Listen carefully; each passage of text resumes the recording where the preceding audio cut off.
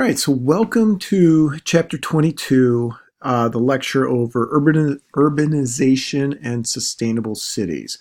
So what we have to realize and think about is the human population is growing. It's growing exponentially. We're going to see 8 to 10 million people on this planet in the next 20 to 30 years.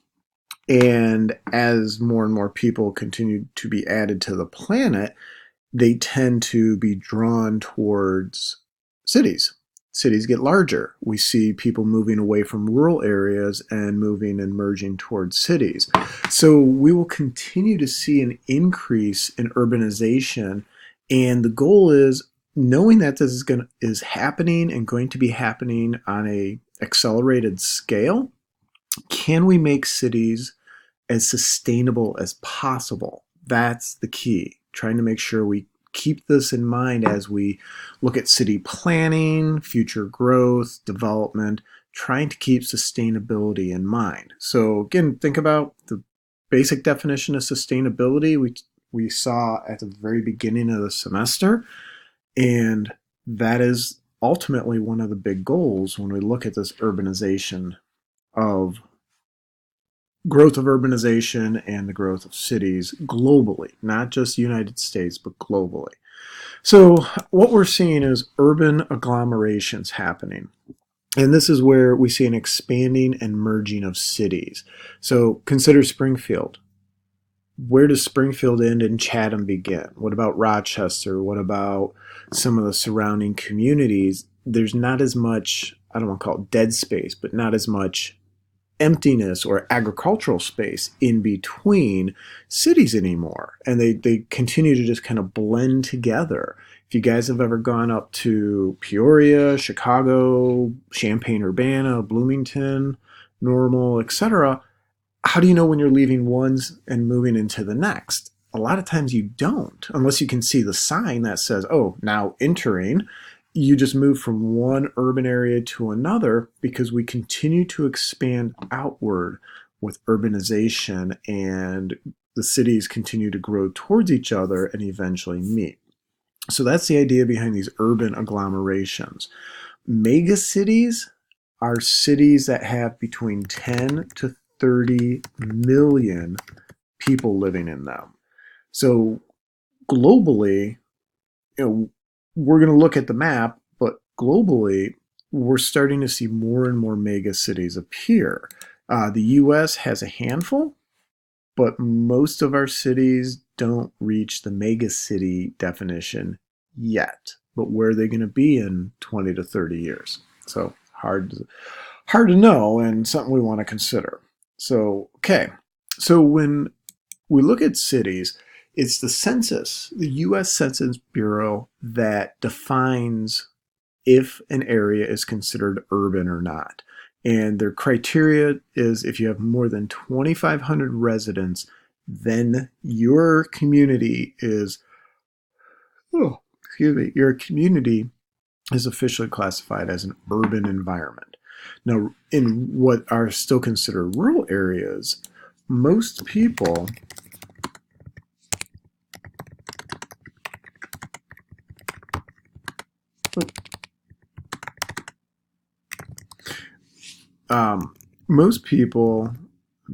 my typo, in rural communities or rural environments depend on natural resources for income. So agriculture, natural resource jobs, things like that, when we have people living in what are considered rural environments.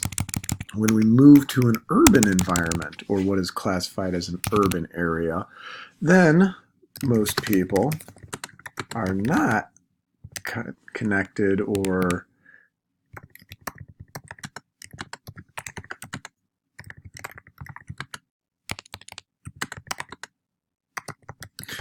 the people are not dependent on natural resources for their income. So we don't see a lot of people in Springfield that are in agriculture. Or there's some. They may own farms. The farms are outside of town. They may do things that connect to the agricultural community, but not a lot of people have a connection to that natural resources for their income when they live in urban environments.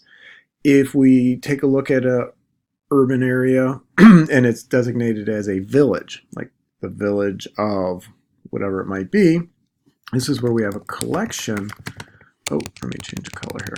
We have a collection of rural households that are linked by culture, possibly family, and land. So you live in a village, and again, these are definitions that we use for the US. Sometimes they are applied globally, but you say, oh, okay, we got the village of. How did this village begin? Well, a lot of times you had families in rural areas living in close proximity to each other.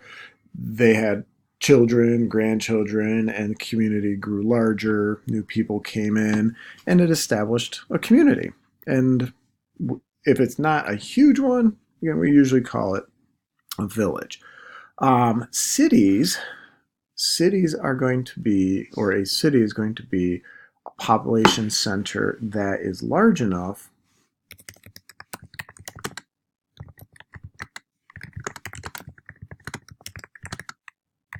to allow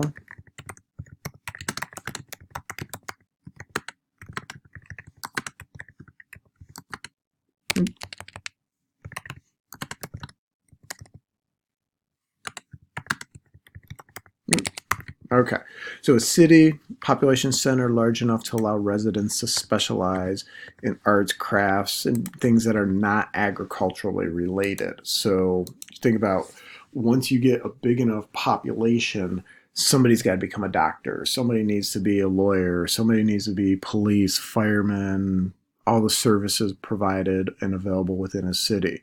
So we see specialization, and that's a big hallmark of humans when we talk about human evolution, that's when we really started to grow and develop our culture, is when we could become specialized in different areas of society.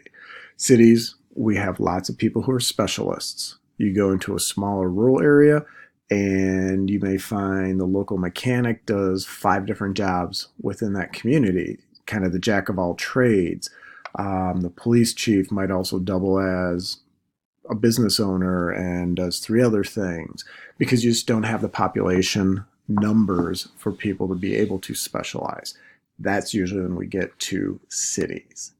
Now, we mentioned previous slide, these urban agglomerations.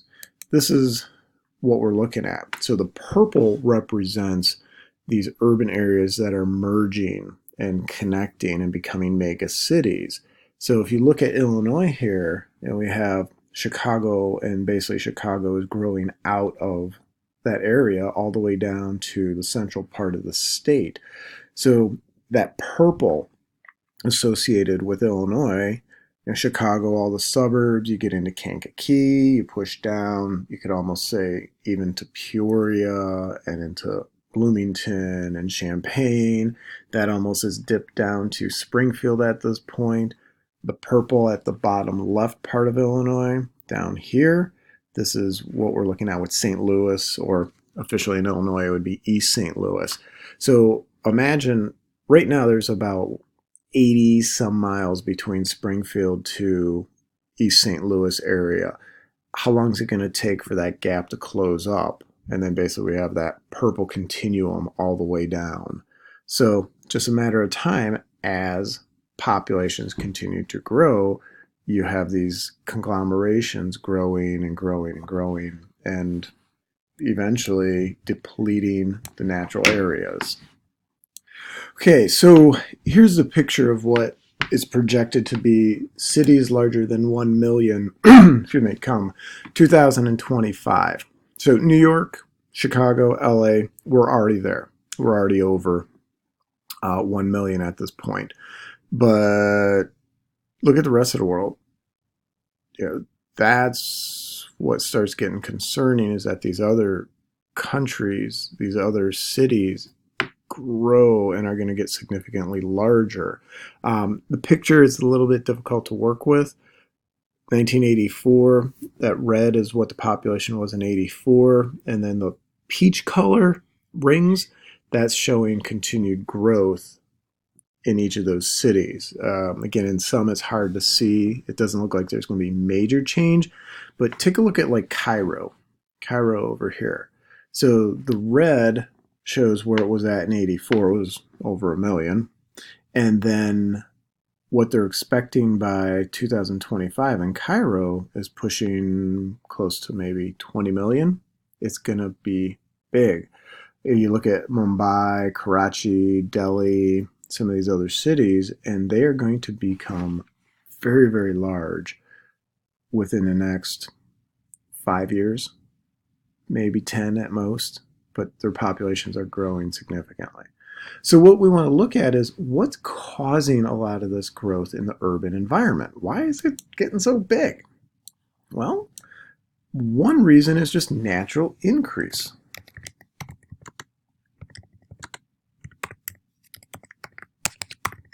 Oh, make sure I spell it right here. All right, so one reason why populations are growing is improved food supplies. So, hey, more food, you can have more babies. You can have your population grow. The other factor is sanitation. Less disease, less health issues, improved water quality. All these things that we recognize are important in urban, well, in every environment, but especially in urban environments, has led to more people living. We don't have the bubonic plague going through urban environments anymore because we understand how to control things like that to some degree. We understand how to minimize the impact of disease and try to keep our citizens healthy. And the big part, more food. More food equals more success and more reproductive success. Also, immigration.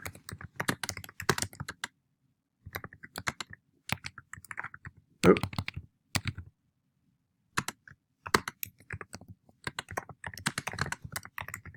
The other factor is this immigration. There's a push out of rural areas and a pull into the cities.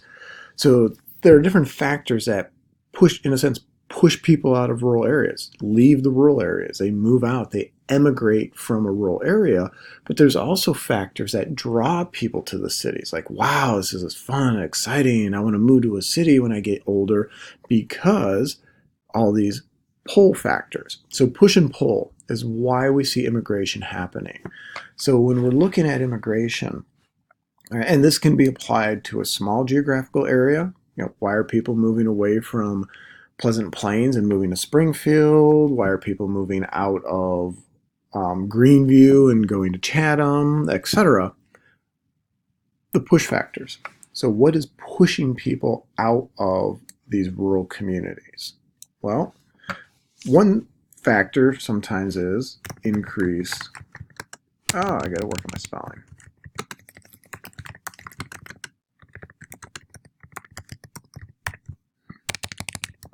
All right, increased populations in rural environments, depending upon the rural environment.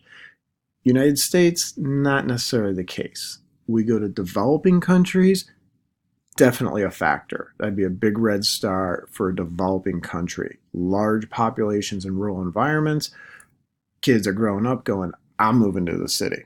There's no opportunity for me here on the farm. There's no room, there's no opportunities, jobs, etc. They're going to get pushed out of the rural environment towards a city. Economics. Simple money. Is there more financial opportunity in the city, less financial opportunity in a rural environment? You get pushed out of rural environment.